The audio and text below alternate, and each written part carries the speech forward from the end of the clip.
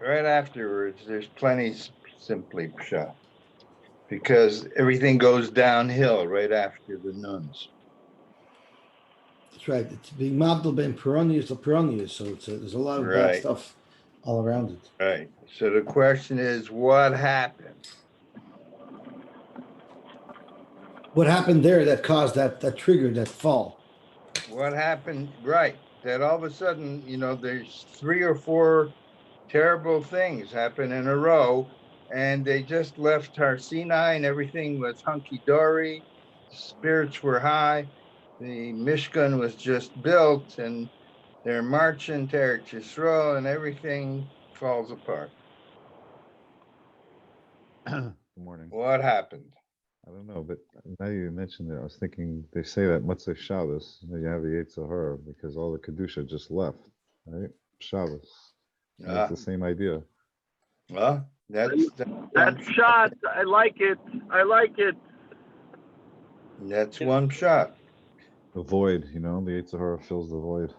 It's like Saturday Night Fever. Yeah. There you go. However, according to the Ramban, he says the Bnei Yisrael, when they took the Mishkan, they were taking Har Sinai with them. So according to the Ramban, that wouldn't work. It's like taking the Har Sinai with them in a snow globe. Right.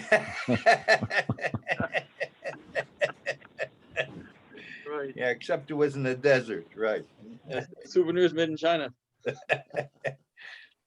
water things. Does anybody ever look at Melech Bitterman and his stuff? Sure. Did you read it last Shabbos? No, I didn't. He had it. Weiss says nothing ever changes. He brings down that in 1908 there was a town. There was a place where people used to go in the summer, right? So there was a minim going on there year round with the Chassidim, and they daven Ashkenaz, but the Chassidim used to come out and daven and want to daven Sfard, and they said, look, we pump money into the economy for the whole year, but when you make on us in the summer, it takes care of you for gas for the whole year and into your shul. So we should go by our minhag. So I can't remember who it was.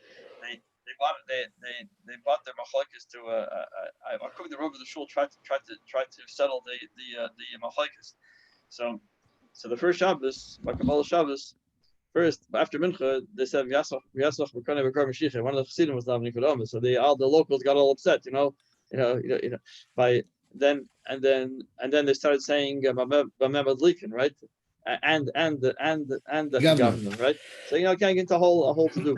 His vice versa, nothing ever changes. Even 110 years ago was the same thing, right?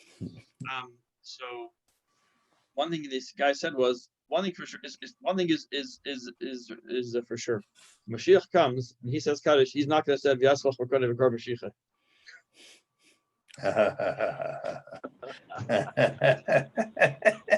Who said that? I'll send it to you. Melech Bitterman. He brought it down. He brought the story down. He goes through the whole thing with the governor. I'll send it to you. It's very cute. The whole thing is very cute. Dave. I like that. Mashiach's not going to say. Yeah. David.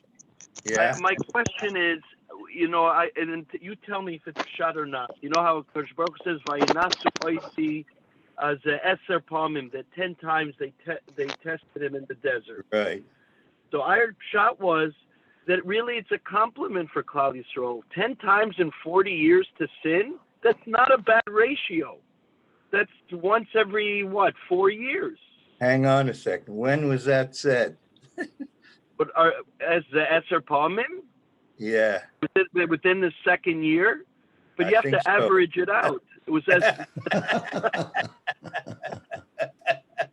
But when we say in Tehillim, Arbaim Shana Akut B'dar, you would think that it's we're saying it in Tehillim, we say it Friday night, but overall the experience in Midbar was not as, I know the Torah seems to highlight and magnify every time they sinned, but the reality is that they didn't sin that often. They were big. When they did, the Torah makes it into a big deal.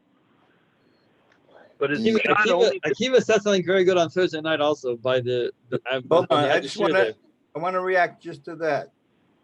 Yeah. Are you saying that the Rebbeinu Shalom was overreacting? No, I'm saying we're not reading what the Torah says are Eser Pa'amim. We're not Is reading? 10. No, how are you reading it? 10 times you've tested me already. Right. Or are you saying it? Listen, it's the 10th time, but over 40 years, it's not so bad. Okay. All right. Akiva had a good line. He said over to the guy that was giving the shir on Thursday night. We were talking. I think he said to Shaya that for the Levium, Parshat Karach is the first time they really screwed up. We said we had a good run until now. It's true. Well, are you counting Levi himself with selling, with Yeah, no, I'm saying he was saying, but selling Yosef? no, I think Akiva was saying about Shevet Levi themselves. They had a pretty good run until now. We made it to Parshat Karach without getting in trouble. Yeah. Yeah, but Dave's right. That the first trouble started with Levi when they sold Yosef, right? And then they killed Shechem out. Right. 2 of them. That was Shimon's fault. He was the older brother. He was older. And Uriah, when Yosef jailed Shimon, not Levi. Right. It's true. And Shimon didn't really get a nachla, except he was surrounded by Yehuda. His nachla was right within the portion of Yehuda. Right. Nobody trusted him. Yeah. Okay, so the sponsor of today's broadcast is Shai and Rivka Weiss in honor of the upcoming wedding of their son Moshe to Sarah Salzbank in Long Island this coming Thursday. May it take place be'itoi, be'zimanoi, uvim koimah. We encourage anybody to share this broadcast. We're desperate for the attention. So whoever wants to share it, even if you have to pay them to watch it, just get them to. And get them to subscribe. Okay. Why are our ratings lower than? No, we're just looking to build them. So we use every method available to us. Oh, okay. Okay. At what point is YouTube going to pay us? Pay you? Good morning. I don't know, Akiva, at what point do we get paid by YouTube? I think you need 10,000 subscribers. Is that before or after? Is that before or after we win the 649 with Duffy? Well, we'll find out tonight. Okay. I don't know. We have a way to go. It's still for YouTube. Okay, okay. Soon you'll see skip ads. Click here. No. Okay, so at the bottom of Kuftas Vav Beis, the Gemara says, "Vahi bin Sayar V'Emer Moshe Parshazu also LaKadosh Baruch Hu Simoni Yos Milamayla Milamata," which are the upside down nuns. Loimar to tell us she'ein zemakoyim. This really isn't the right place for this parsha. It really belongs in the parsha of the Degolim at the beginning of Bamidbar. So there's actually a shaila what the notations are. We assume it's the 2 upside down nuns, but there's actually a shita in the earlier achronim that the letter nun in Vayhi bin Soya, which is the second letter of the word bin Soya, it's that nun that was upside down. The way we have our Sefer Torah written with the 2 upside down nuns, that's actually going according to the shita of the Noida Yehuda. And then there's the question, why the letter nun? At first glance, you might say because the letter nun looks like a parenthesis, but it doesn't really work because if you look at how it's written, the top nun is facing the wrong way because it's upside down. So some say it stands for the word Nasiv and Nishma to remind us that we were Makabel the Torah and that we shouldn't have rebelled. The other interesting to note is in Ashrei, the Gemara Brachos tells us is a special tefillah because it includes every letter of the alphabet. There is 1 letter of the alphabet missing in Ashrei, and that's the Nun, which stands for Nafla Basulas Yisrael, which we miss out. So Nun stands for a Nefila, and this parsha of Ibn Torah is in a neighborhood of Nephilas, and it's supposed to be mafsik in Peronius, like the Gemara will tell us in a minute. There's others who hold it's coming to be Merabas to the Nun Sharibina, and to tell us that the same way in the rest of the Torah, we don't have a complete understanding. Even in the Vayibin Zoyarin, which is a small parsha of only 85 letters, a person cannot have a true 100% understanding of the depth of the Torah. There's another word that they say is the main limit. Vayibin Zoyarin is a very important parsha. It's highlighted. It's a chumash for itself. So there's a lot of reasons for it. So some say that the reason for it is because it talks about traveling. Even when you travel, normally they say when people travel, they have to relax their adherence to the Torah. People say when they travel, there's three things they're not makbid on: Pas Yisrael, Chalav Yisrael, and I will skip the third one. But it says even when you travel, you have to be completely connected to the Torah and not compromising. So let's see what the Gemara says weiter. Rabbi Yomer Loimin Hashemhu.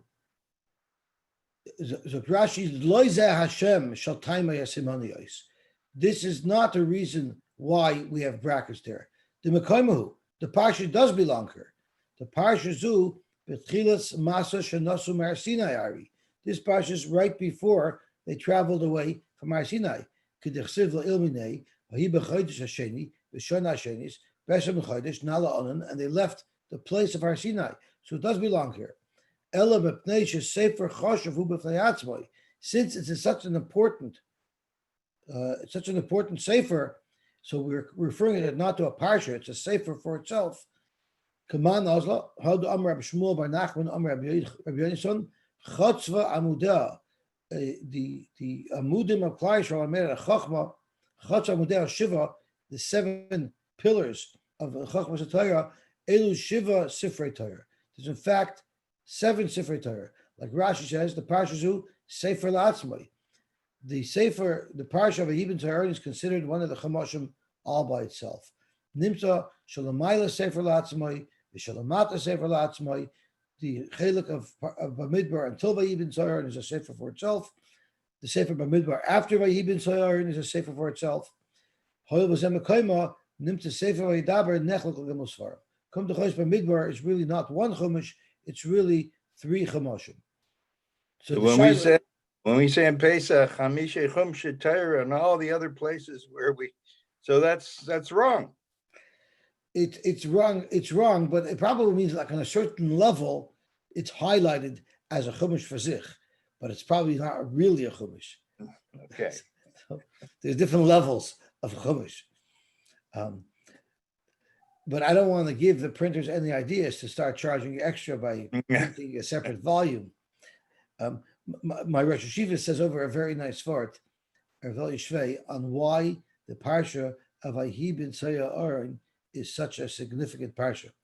It says in the parsha of Vahi bin Aaron that it's Kuma Hashem Rivos Alpha Yisrael. And the Medrash tells us from here we know that the Torah, that the Shechin is not Shari less than Shnei Alaf Mishnei Ravavos. Shechina, there's no Rosh Shechina if we don't have 22,000 Yidden assembled.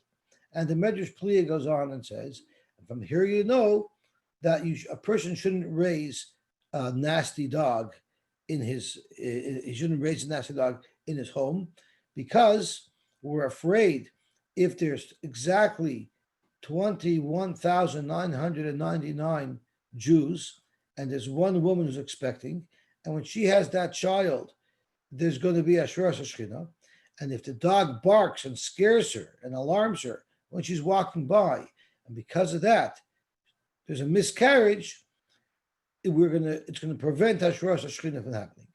That's what the Medrash says, which is a Medrash Pliya, because what are the chances of that occurring? And for that, you shouldn't have a Chel of Ra. It's very difficult to understand. So my Rosh Hashiva timed it beautifully. The Medrash is trying to highlight the chashivas of every Jew. Now, if there's a difference between 1 Jew and 2 Jews, 2 and 3, every single number, each Jew makes a big difference. But the Medrash wants to highlight in one specific case what that difference is. So the difference between 22,000 and 1 less is a Shrosh Hashchina, which is a difference of a monumental magnitude. It's a huge chiluk. Shrosh Hashchina, not Shrosh Hashchina.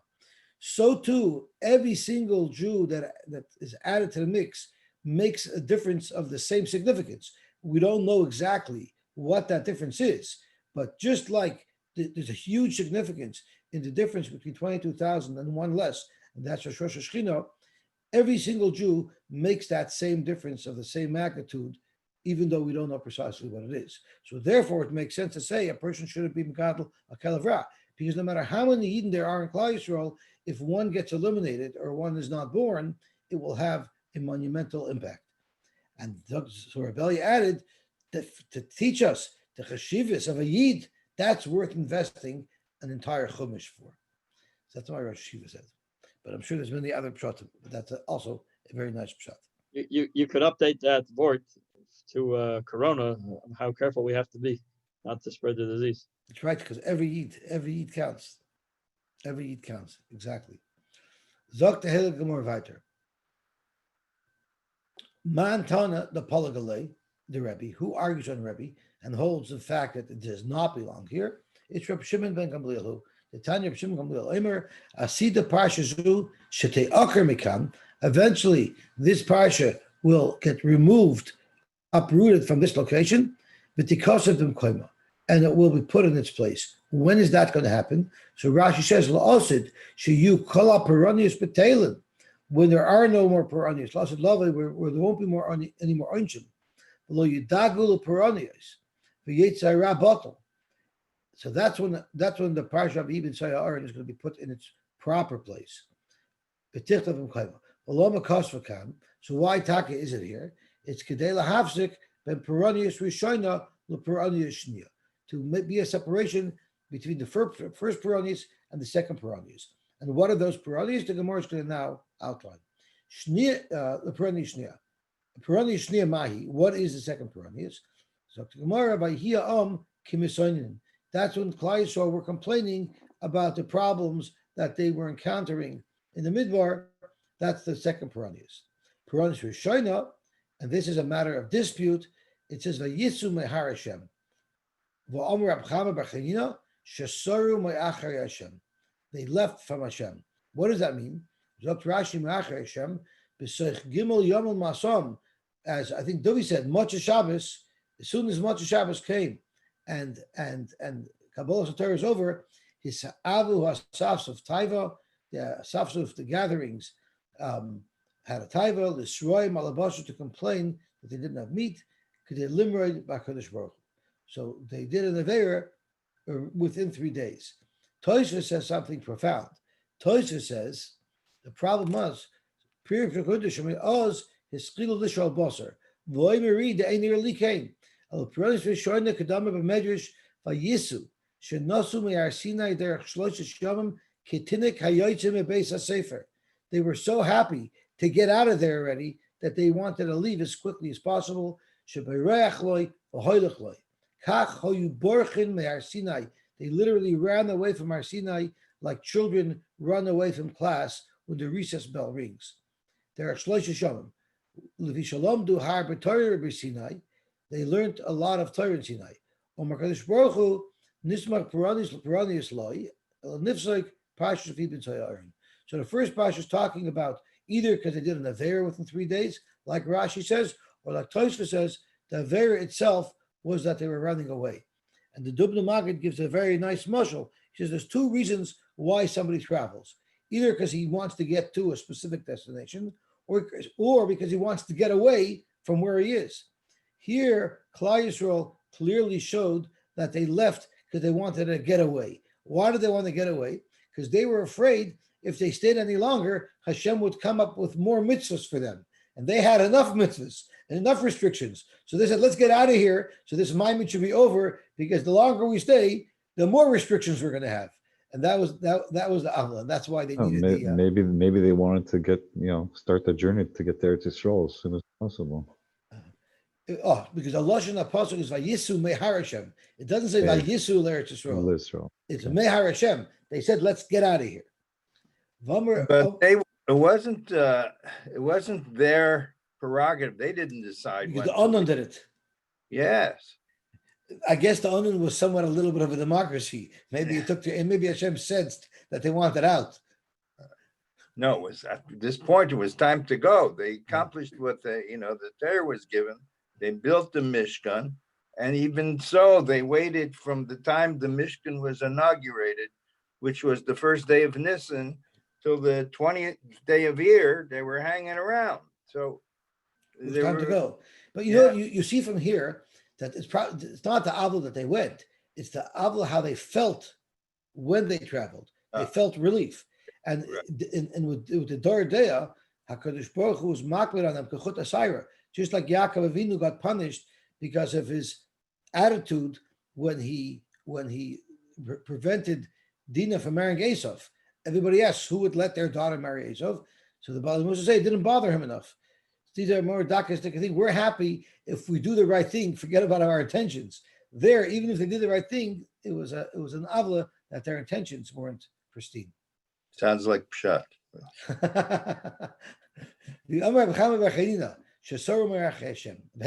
So where does the parsha of Vehibin Aaron really belong? Which is in Parsha Bamidbar.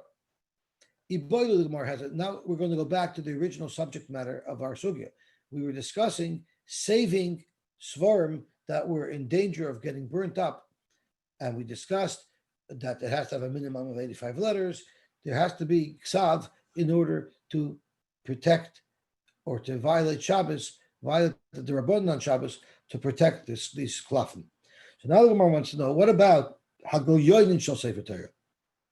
The blank spots are the Sefer Torah. So Rashi says, what are the blank spots? Chalafim chalakim, because the chasha, the bechol stodin, shiyu chalakim kamabayle, wherever they're empty, going chelik shalamayla, the margin on top, the shalamata, the margin on bottom, the shenimchak savay v'nas, or even a place where there was once upon a time letters written, but they got rubbed out. At this point, the Gemara thinks that that's also what these Gol Yonim are that the Gemara is discussing. So Gol Yonim shall say Torah. Didn't we establish? Yes. What happened to those 85 letters? That's the first kasha the Gemara is going to ask on this. Oh.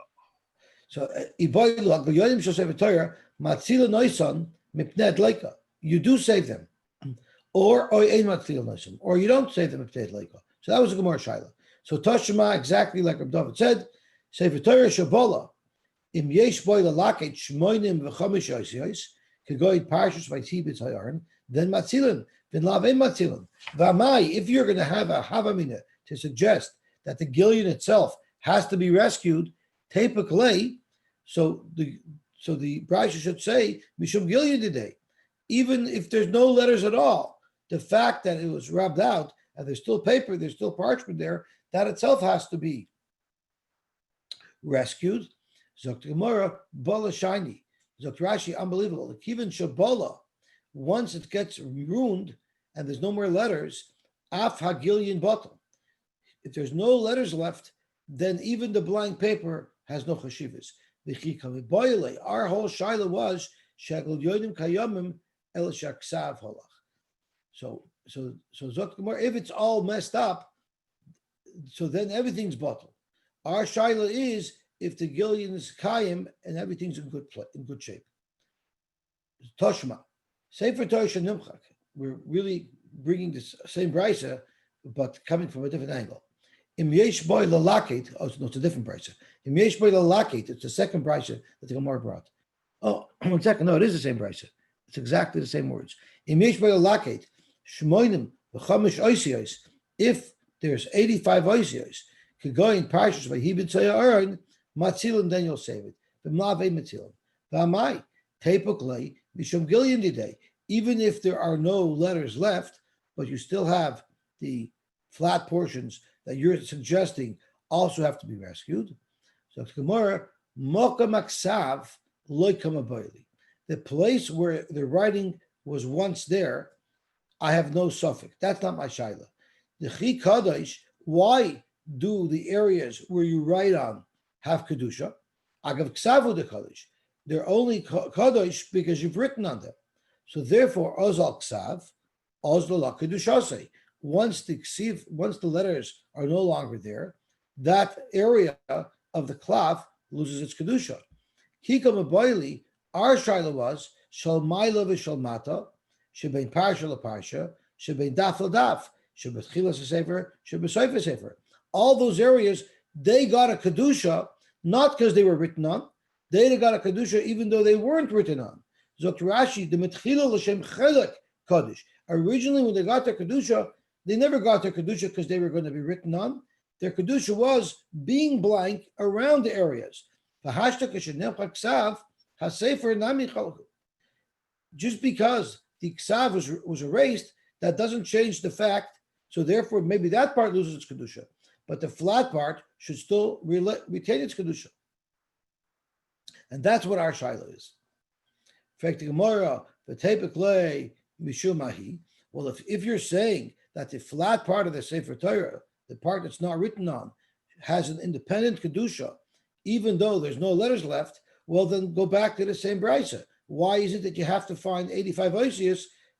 You have to salvage and save the Sefer Torah because those margins are still there. So Gemara, the guy is Vishadi.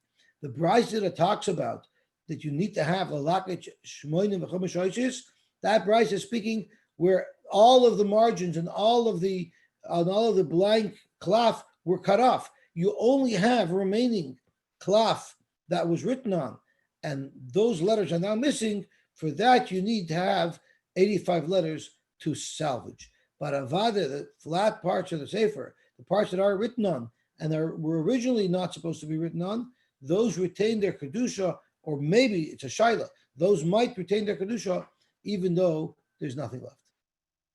Tashma, hagol yonim shel maila v'shel mata shebein parsha leparsha shebein daf ladaf shebetchilas sefer shebesoifa sefer metamin es hayadayim.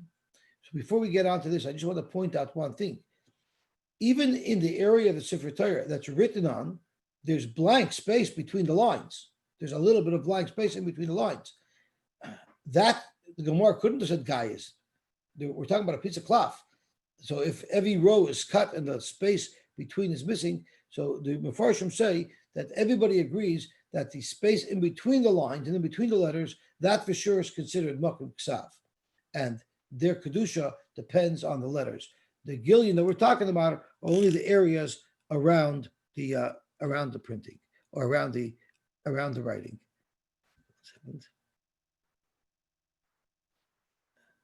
Yeah, so the Gemara Shaila is when the Gemara Shaila is, does the Gillion have to be protected? The Brisa that says you need to have 85 Osios is speaking where there is no Gillion because someone cut it all off. So all you had was the immediate area that would be written on, and since the letters are rubbed out, you need to have at least 85 Osios remaining to retain the Kedusha on that area of the cloth that was normally written on. So Tashma, Hagel Yoyin Shel Maila, V'Shel Mata, Shebein Parsha LaParsha, Shebein Daf LaDaf, Shebein Chilas Sefer, Shebesoifa Sefer. So all of the areas of the cloth that are not written on, Mitamin es Hayadayim. We know that Rabbanan made a takana that if you touch cloth, you become tamei, and if you touch truma after that, you'll be mitamei the truma. The reason why they made that takana, I believe we learned it in Maseches Brachos, is because people used to store their food, store their truma. People used to store their truma. Truma had a kedusha. Kisei kodesh have a kedusha. So people thought, let's store our truma together where we store our klafim. So they used to keep their truma in Aron Kodesh. Of course, food attracts mice. Mice would come to eat the truma, and they would damage the klaf. So in order to make sure to stop people from keeping produce, truma, near the klaf, they said that klaf is tomei. So people now had to keep the truma far away from klaf. The other thing they wanted to accomplish is have people respect the klaf and not handle them so much. So by creating a tumah on it, it prevented people from touching klaf. So not only are the areas that are written on, not only do those areas have this tumah, even the areas that are not written on also have the tumah. So you see clearly that the Gillion has the same halacha as the klaf, and therefore you'd have to save it. So no, Dilma Agav Sefer Torah shiny. Maybe when they're connected to Sefer Torah, Rashi, Agav Sefer Torah Shalai Nimcha Chsav Sefer Elakula Kayim. When do we say they're Matame the Yadayim, and they have the same din as the Sefer Torah, is only when the Sefer Torah's letters are still written. Our shayla as to whether you have to save them is benimchak a sefer when there are no more letters left. Vein kan kedusha ela misham gilyoin sheshimshu boydekayim. Our shayla is only if there is no other source of kedusha on these seforim other than the fact that the gilyoinim are there, because the letters are now rubbed out. That's where our shayla is. Is there a chiyuv to protect these? Do they have the same kedusha as Kisvei HaKodesh? Someone's asking what type of tumah would be. It's a tumah d'Rabbanan. It's a tumah d'Rabbanan of a rishon, so that if you touch it, your hands become a sheni, and then now if you touch truma with your hands, you're going to passel the truma. Okay, so let's see what the Gemara says weiter. Toshma hagul yoinim, the flat portions of the cloth that are not written on, v'sifrei minim, and seforim of minim. What are sifrei minim? It's a shayla. Rashi says it's misharsim l'avodah zarah. It's people who work for avodah zarah. The kosel and Torah nevim ksuvim kshavashurs v'lashon hakodesh.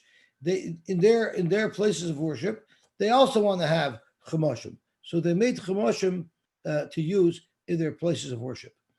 Tosfos learns that a little differently. Tosfos learns Aymari the Ma'ir ben nimtzu biyad minim. Anything that you find in the hands of a min. The kosfon min, if a min actually wrote them, ha'amar b'perak ha'sholeach nimtzu biyad min yigones. Kosfon min yisorif. So it has to be burnt. So we're having a shayla if you're supposed to protect them or not. If you know a min wrote it, you'd have to burn it. So Rashi learns that the min wrote it. According to Tosfos, you'd have to burn that. Elamai, we're not talking about something that we know the min wrote. You found these seforim amongst his items. You don't know if he wrote it. That's when they have a halacha of ein matzil noisum pnei el nasrafim b'mkoiman. If they're in a fire, you allow them to get burnt. But Tosfos was told, if you know for sure min wrote it, never mind that you don't protect it, you actually have to actively destroy it. So it says as follows: Hein v'askeriseyan. Even the shemus in these seforim, you allow them to get burnt. My love, when it says Gil Yoinim, what does it mean? Gil Yoinim the Sefer Torah, and it says in the Brisa, Hagil Yoinim, Ein Matzilnos Mepnei Leika. So this will be poshet our shaila that you don't protect Gil Yoinim; they don't have a kedusha. Zok Gemara. Loi Gil Yoinim the Sefer Minim. It doesn't mean Gil Yoinim of a Sefer Torah where it says that you don't protect him. It's referring to the Gil Yoinim of these same Sefer Minim that we're discussing. Frank the Gemara, why would I need a brisa to speak out to Gil Yoinim? Hashta Sefer Minim Gufayu Ein Matilim. If the seforim themselves, which have words of kedusha written on them, you don't save Gil Yoinim Ibaye. Surely you shouldn't save the Gil Yoinim. So why would I need a brisa to mention Gil Yoinim? It must be that we're talking about Gil Yoinim of a real Sefer Torah. And there's a huge chiddush that even those don't have to be protected. So no. Hachik Amar. For Sifrei Minin, Harei Hein Ki Gil Yoinim. Sifrei Minin have the same status as Gil Yoinim, and therefore, like their own Gil Yoinim, and therefore you don't protect them. Gufa Zok Gemara. Hagil Yoinim v'Sifrei Minin Ein Matzil Noisam Pnei Leika. Have Yosy Simon? Yes. With these sifrei minim, is there any kedusha at all? Like it says to burn it. Can you just throw it in the garbage? Like just wondering. Well, the sifrei minim, it seems to be that there's a machlokes Rashi and Tosfos. According to Rashi, if it's sifrei minim that the min wrote, you're not supposed to burn them. You're just not supposed to protect them. According to Tosfos, if it's written by a min, you actually have to actively burn it. But I'm just saying, it says burn it. I mean, is that a special? You have to burn it, or can you just? Or could you just destroy it in just another throw it way? away in the garbage. Does it have any significance to it at all? Any intrinsic kedusha at all? I'm not sure what it says. Well, let's have a look. Nimtza biyad min. If you found a sefer yigones, you should not destroy it. You should just put it into shemus, but get it out of circulation. If it's kosov and yisarf. So yisarf means to destroy. You're asking me, do I have to destroy it By burning it, or can I destroy it through another method? Yes, can you just throw it in the garbage? I'm not sure. I mean, throwing in the garbage, you're not destroying it. Or whatever. I would put it to the document shredder. Could you Right. just put it into a document shredder? Right. Pashtus, you should be able to. Okay. The whole purpose is you got to destroy it. I don't know if there's a special mitzvah. I know by chametz there's a special mitzvah to burn it. I don't know if there's a special mitzvah with dafka to burn. It doesn't say that anywhere. It probably just means to destroy. Does anybody have any information on that? On what you do with the seforim? By chametz, you can actually be mevatel it also. Yeah, because it doesn't have to be I destroyed. think you can be yotze with the bittul. You could burn it when you burn the chametz. Oh, see, There you go. burning seforim is a very sensitive topic because as Jews we're victims of it more than we are purpose. When you get this Jews for J propaganda, it's from the garbage. It's not Seamus. It's not written by. Okay, so that's what you're supposed to do. So gufa hagoyonim v'sefer minim ein matzil noisem b'ned Rabbi Yosy Simon b'choil if it's in the weekday, koider es haskara shebehen v'goinzon. Better cut out any Shem Hashem that's written in their seforim. Cut it out to protect them. V'ashar sarfin. So there's a shaila whether or not you actually burn the shemus, or you cut them out and put them into Gnisa. Omar Tarfon said, "Akapeches b'ni, I'll crush my son." You know, he was making a promise using very strong terms. Shim levoy liyadi, if these seforim come to me, shani esrefosam, I'll burn them. Ve'es askaris shabehen, I'll even burn the askaris, the shemes of Hashem that are in their seforim. So if that was a kanoya, I'll burn it all. Why? Shafilu adam roidif acher of the hargay. If someone's running after you to kill you, or v'nachash rosh lachishay, or a snake's running after you to bite you, and your life is in danger, and you're running for your life, you're allowed to go nichnas leveis avodah zarah. You can go into a church to save your life, but ve'nichnas levateim shalelu. But don't go in to the homes of these people who knew better, and they went and became koifrim. They're worse than even people who are in the church. Shalolu makirin the koifrim. These are people who learned and know better, yet they're still denying the Rabban Shalom. Falolu, but people from other religions ain't makir v'koifrim. They don't know. They don't know better. So therefore, we're better off associating ourselves with people from other religions than associating ourselves with people from our religion that rejected it. And on these people who reject Yiddishkeit, the Torah says, you took your memories and you threw them behind the door to ignore them. That was a big avla. He brings down from Moshe that I'm sure this shaila was very relevant in the Second World War, where people were running to save their lives, and there were shailas. Can they go to a monastery? Can you put the children to a monastery, which happened a lot? But from here you see that when you're running for your life, lo yaleinu, if you're in such a situation, you're even allowed to seek refuge in these places. It's a Mefurish Gemara. We should know from these things. Zok Gemara weiter.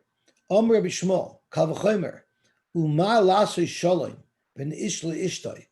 Amr Torah Shmisha Nichtav v'Kedusha Yimachal Amayim. In the Parsha of Soita, they wrote out the Parsha of Soita with fresh wet ink, and then they washed out that ink with the water that the Soita had to drink. So HaKadosh Baruch Hu allowed his name to be erased for the purposes of sort of resurrecting Shalom Bayis, because in the event that the Me'amorim wouldn't work, that would give the husband confidence that his wife was faithful, and that would bring them together. Hashem said, I'm happy to have my name erased so that I can bring couples together. So let's start again. Amr Torah, Shmisha Nichtav B'Kedusha, Yimachal Amayim Halalu, Yimachal Amayim Kama, Halalu, Shematil Kina, Be'eve V'Sachris, Ben Yisrael, Lavin Shabbat Shemayim, Alachas Kama V'Kama. These things, these people that actually create a sinna between us and HaKadosh Baruch Hu. They try to break up the relationship between us and HaKadosh Baruch Hu. Allah is kama v'kama. V'aleim Amar David, Haloi misanecha Hashem esna, those who hate you, I will hate. Who is coming mecha askoitet, and those who stand up against you, I will fight. Tachlis sina sanesim, the ultimate, the epitome of hatred. I have a hatred towards them. La'oivim hoyuli. Now, Hashem is saying, people who try to create a rift between Klal Yisrael and HaKadosh Baruch Hu, those are people that I hate more than anything else. There was a shaila. They had an old shul that was not being used in America, and they needed a nosha mikveh, and they wanted to build a mikveh. They wanted to make the shul into a mikveh. And the shaila is, normally you're not allowed to use a shul for something of lesser kedusha. So the shaila came to Rabbi Moshe, are you allowed to make this shul building and make it into a mikveh? And Rabbi Moshe said, from this Gemara, you see you're allowed to, because HaKadosh Baruch Hu is more than happy to allow his name to be erased for the purpose of Shalom Bayis. So for sure, you're allowed to make a Beis Medrash into a mikveh. And just like you cannot rescue these seforim if they're in a fire, kach ein matzil noison loy min hamapolos v'loy min hamayim v'loy midover haba'abdon. And Rashi says, afilu b'choil. This isn't a question of on Shabbos not being over any derabonons. Even b'choil, they need to. If they're getting destroyed, you need to ignore them. You should absolutely not save them. Hanis Sifri Devei Avidon. Devei Avidon was an interesting people. Rashi says over here, Svorim shekasu lahem minim lisvakeach im Yisrael umokem shemizvachim sham korele be'avidon. They used to have open debates. They used to have debates between the Yidden and the Goyim. And these debates were actually recorded in books. So the question is, are you allowed to, what are you supposed to do with these books that record the disputes or the debates between the Yidden and the Goyim? They would probably be very interesting to read. Zok Gemara, Matzilin oisim mipnei leika e matzilin. Are you allowed to protect them from a fire or not? It's very mashma that you probably shouldn't be reading them. But do you have to save them? Are you allowed to save them or not? So in Valav Rafa Biyadeh, Rabbi Vo didn't really have clarity. He couldn't really paskin on it.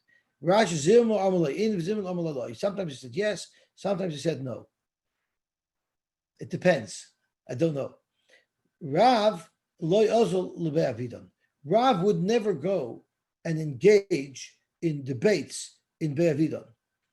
The Chol Shekain Levei Nitzrafi, and he for sure wouldn't even think of going to Bei Nitzrafi. Bei Nitzrafi was Mamish and Avodah Zarah.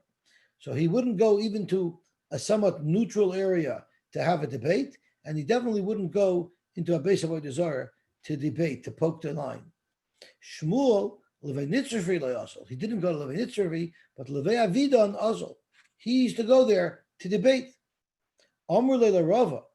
So the people from the debate commission told Rava, my time Avidon. Why did you want to come?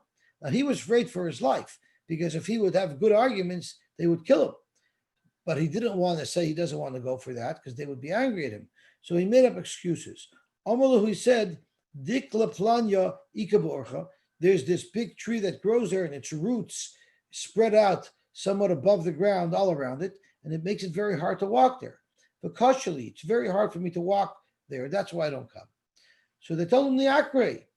So to get you to come join us in our debates, we're willing to uproot this tree.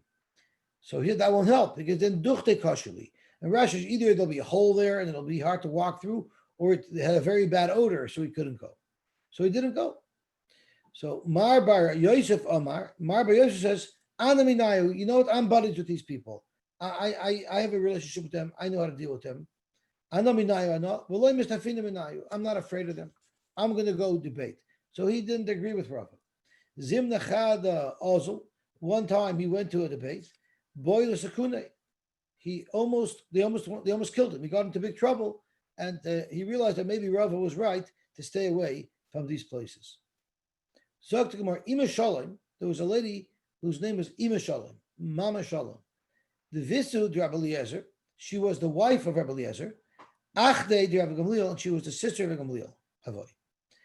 Havahu philosopher b'shivavuse. There was a philosopher in her midst. Rashi touched that as a min, as an apikoris. Tosfos touches it a little differently. Tosfos says, "Oh, min kepetirish kodris for Rabbeinu Shama mi Yehudi Echad Shabom Eretz Yavin Vamar." So Tosfos is saying, my Rebbe heard from somebody who came from Greece, and he heard the Beloshin Yavan in Greek, the word philosophos, who died hachachma. It's the uncle of chachma. I'm not sure what that means, but v'is the garsi pila sava v'loshin lotzon schoik. It's a lotzonus. Kedar be'echar basi the pali b'doi pirsha sachak v'nisleitus. So it's someone who maybe made fun of the Torah. I'm not sure what this guy was, but he definitely wasn't a true Torah scholar. And they wanted to expose it's Dud HaChochma. Like a Spigot. Yeah. a spigot of chachma. Okay, so a source of chachma. Yeah. So I'm not sure who he was, but whatever it is, he was definitely not someone who had Torah values. And this woman, who was a prankster, wanted to expose him as a fake phony and a fraud. The Havashokol Shema, this philosopher, was trying to create for himself a name, the Loy Mekabel Shachta. I'm honest, I'm trustworthy, and I don't accept shaychad in my answers to people. But really, he was a fake phony and a fraud. He tried to advertise and market himself as someone with integrity, when really he's a fake phony and a fraud, similar to all of our politicians nowadays. So Bo Lachuchebe, she wanted to expose him as the fraud that he was. So this is what she did. First, she brought him a gift, a beautiful gold menorah. And then she came to ask him a shayla. Amrla, she told him, I want a share of the estate from my father, and my brothers aren't sharing with me. Amrlahu plugu, no, you're entitled to a share. Amrla, she told him, but my brothers told me, ksiv lon b'makom bra bar tolateris. My brothers told me that the Torah says that when there's sons there, daughters don't get Yerusha. Amalei, he says, oh, you're reading the Old Testament. From the time that you were sent into Galus, it's not l'saraisa de Moshe. The Torah of Moshe was recalled by Yerubim Shalom. And you got yourself the New Testament. Uksiv Bey, and in the New Testament it says, Bra ubarta kechad that a woman has an equal share in the Yerusha of just as a son does. L'machar, the next day, Hadar ayalei ihu chamer luba. Her husband brought his own. I'm sorry, not her brother, because I guess it's a dispute between her and her brother. Her brother of Gamliel, he brought a very expensive, valuable donkey from Luba, and he brought that as a gift to the philosopher, and he wanted to open up the case. He wanted to appeal the case. Amalahu, he said, Shvilis l'sefer the sifra, you have to look at the bottom of this new sefer. Chosav Bey, it says there, Ana loyle mifches minayraisa the Moshe Asisi. I didn't come to take away anything from the original Torah of Moshe. V'loy lasufi ala raisa the Moshe Asisi, and I didn't come to add to it. Uksiv Bey, and in the Torah of Moshe it says, "B'makom bra martaloitirs." So they literally had him blowing in the wind, depending on whose bribe was bigger. Omer Lei, she was there, and she said, Nahar, the river, Nahayrich, the river is long, Kishraga, like a wick. And the other, she was trying to loot him. Did you not forget the bribe of the menorah that I gave you yesterday? Amalei Rabbi Gamliel, forget your bribe. Also Chamra ubatat l'shraga. My donkey knocked away your menorah. So they were publicly talking in front of him alluding to the fact that he was blowing in the wind depending on whose bribe was bigger. So they were looking to expose them as a fake, phony, and a fraud. And they did so very successfully. I know a lot of people that would like to do this sin, but they didn't do. So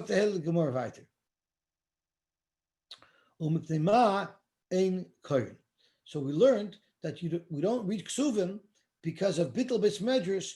We learned yesterday that the Rabbanim were trying to attract people to their drushes, so they wanted to make sure that they would have no other reading material, so they outlawed reading ksuvim.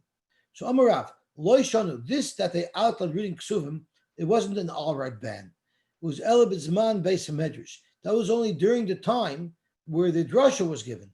And Rashi says that the time of the beis medrash was koydem achila. The Shonim would speak before the meal. Koydem achila hayadarshan. Ava shaloi bizman beis medrash. But after the meal, koyin, you'd be allowed to read these things. La'achar achila loydarshan mishum shichris. People are already a little tipsy after mealtime. So therefore, the drasha that they gave in the beis medrash was before eating, and it's only during that period where ksuvim were not supposed to be read. But Shabbos afternoon, after the meal, if you want to relax on the couch. So we should change our minhag to lane before mincha. Why? You said before, after eating. No, the drasha they gave in the beis medrash. The drasha they gave in the beis medrash. So they said they Before lane the eating. ksuvim after, right? Isn't that what you just said? Well, they didn't officially lane. You're allowed to read. You're allowed to read on your own ksuvim if you After. want. After So I'm the saying, drasha. in our shul, that we should change the minhag to lane kahalas. We should lane our kahalas in that. Yeah, and Here we before lane it mincha. before the meal, you mean? Right. Before the meal, you're supposed to have a drasha. Yeah, because I mentioned to Okay. Heshi Bowman the other day that we just learned in the daf that, and then he said, well, if you learn later on, they reinstated. So now I'm going to go back to them. So they reinstated, but it should be before mincha. I hear you're saying good. You're right. When we lay kahalas, it should be before mincha. It shouldn't be before we go home when everyone's in a rush. Okay, Shmuel Amar, Afilu Shaloi Bizman Beis Medrash, even not during the time of the drasha, ain't kared. You're never allowed to lay. So Shmuel definitely holds that we shouldn't lay ksuvim even before mincha. Zok Gemara Eini, is that so? V'had Naharda, the city of Narda, Asher the Shmuel happened. That's where Shmuel lived. That's where they would have followed the Piskei Halacha that he made. Uver Narda. Paski Sidra Biksuvim B'minchas the Shabbata. Exactly what Duvi's dream is. In the Harda, they used to read Ksuvim by Mincha. Shabbos by Mincha, they would actually read Ksuvim. Rashi says, how you regilim likrai b'beis medrash pasha shebeksuvim. So they'd actually, in Harda, they learned Kahelas before Mincha. Exactly like Duvi said. So how could you say that Shmuel holds that it's an all-out ban? You see, even in Shmuel's days, they did lane ksuvim.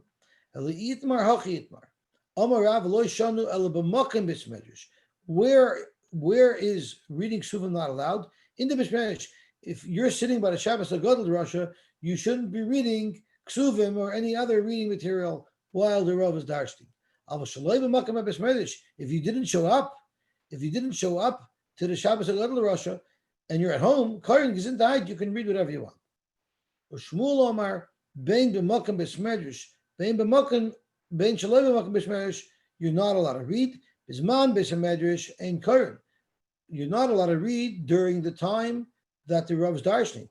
But shaloi bizman b'smedrash, if it's after, in the afternoon already, where no drushes occur, then it's going to be Karin. Then you're allowed to read. And it's consistent with something else that Shmuel said. The Bernarda, Paski Sidra the Ksuvim, Ben Mechasa the Shabbata. And in fact, in Shmuel city, they laned Ksuvim, Mincha, Shabbos in the afternoon. So you see clearly that it's consistent with Shmuel Shita that he only outlawed it at the time of the drasha, whether you were home or not. Rav Ashi Amar, Lo'elim Kedamin Me'akara, that Shmuel had an all-out ban on reading Ksuvim. Of a Shmuel Reb Nechemia. Shmuel's going according to Reb Nechemia. The Tanya, Afapish Armu Kisvei HaKodesh Ein Korin Behen, even though you're not allowed to read Kisvei Kodesh, Aval Shoinin Behen, you're allowed to look at them and extract psukim from them. So you're not allowed to read them thoroughly, but you're allowed to refer to them. V'darshan Behen, and you're allowed to pull out a pasuk and darshan about them. Nitzach LaPasuk, if you need a pasuk to enhance your drasha, maybe you could bring it for Royaboy, you could look inside it to get your psukim. Amar Abnechemia, if they ma'armu kisvei hakodesh ain't koyin behem, why did they say you shouldn't read kisvei hakodesh? It's not for the reason of us as bittul bet melish. It's kadesh yomu bekisvei hakodesh ain't koyin b'chol shegein b'shtari hajotis. If they're not even allowing you to read kisvei hakodesh on Shabbos, surely we shouldn't be reading shtari hajotis. So we're going to have to see what shtari hajotis are. But let's see what Rashi says. Shtari hajotis, Israel News, L'chaim. We're not sure about that. Might not be. I want to get into that in a second. But let's just see Rashi first. Shmuel Amar Leila Fil Acher Chila in Karin. He's grabbed Nehemiah Amar Lemilsei to less late time of the in Karin Mishum Bittel. He doesn't hold that whole reason that you're not. The reason why you can't read is because you won't come to the drasha. The reason why you're not allowed to read Ksuvim on Shabbos is Ela Kadesh Yomu Kal V'Chomer L'Shtari Hajotis. He wanted to make sure people wouldn't read Shtari Hajotis. Shmuel Hinig B'M Koimai Kediv Chachamim. Shmuel paskened like the Chachamim in his city because he let them lay in Shabbos V'Mecha to be Masnisin Darmin Taima Mishum Bittul Torah. That's what the Mishnah says. Hilchach Lachachila the Lekad Rosh Korin. But Shmuel himself held like Rabbi Nehemiah that held that you weren't allowed to read them at all, so people shouldn't read Shtari Hajotis. So what are Shtari Hajotis? Rashi is going shel cheshbonis or igros tashluchish limtzeh chayfetz. So cheshbonis means business things that you're going to make. You're going to do things that are relevant to yourself for business. So because of that, the shaila is: are you allowed to read a newspaper? The shaila that Shuvah Shvus Yaakov actually discusses newspaper. So he says it's mistaber you'd be allowed to read newspapers. Why? Because the story judges that we're talking about are things that are relevant to your business. You're reading something about your cheshbonis. But newspapers, you're reading news about other people's things, general things that aren't directly related to your income. So therefore, it wouldn't be a problem. Now, it might be also to look at the stock column and the value of stocks if it's relevant to your parnasa. But otherwise, it might be mutter. But there are those who hold that even general news will be usher. And it's a shaila in the Rishonim, it's totally in the Machlekes Rishonim as to why it would be usher to read Shtari Hajotis. If it's because of Mamtzeh Chefzecha, which I believe Rashi said, Limtzeh Chefetz, then it would only be usher if it's something related to your parnasa, to your business. But if it's just general, if it's a newspaper with stories of general interest, it wouldn't be a problem.